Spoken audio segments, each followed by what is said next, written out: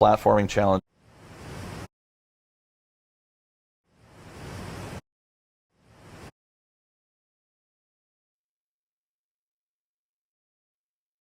And so this is Calamity Canyon, and so one of the first things that you'll see, hopefully, is that this whole map is kind of built around this collision course of these crossroads.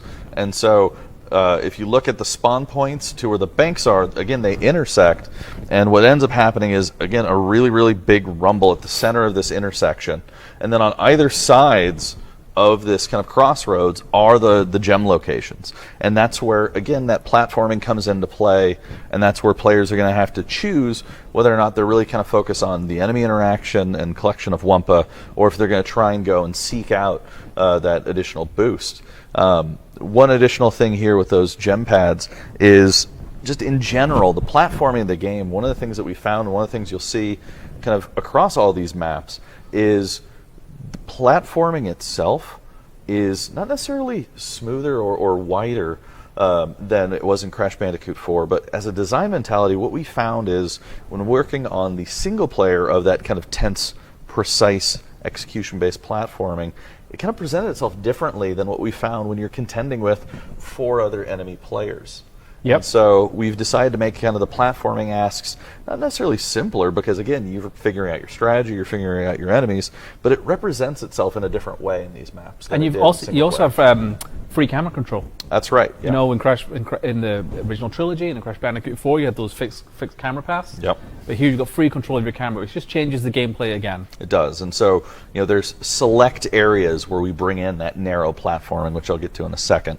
Now, talking about the relic stations in this map, you know, there's these apocalyptic exploding roller balls that you can activate. You know, every good apocalyptic level needs apocalyptic exploding roller balls. Do they become white hot as you roll further and then explode? Undoubtedly. Okay. Undoubtedly. Cool. Yep. And then one of my favorite relic stations are these kind of force field walls that you can put up in front of either your own bank to help prevent the enemy from going to try and stop you from banking, or you can put it up in front of the enemy's bank, which actually requires them to take kind of this circuitous, again, narrow platforming. Good word.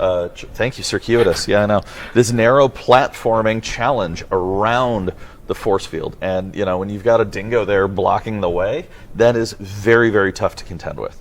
But again, at the center area of this intersecting crossroads is where you'll find the epic relic station for this match, which is a bit of a cameo. It's one of my favorites. What do you want to talk about it? No, I think you think it's your favorite. You should talk about it. So essentially, the epic relic station here summons nitrous oxide and his UFO to kind of rain down a laser beam of terror, death from above action.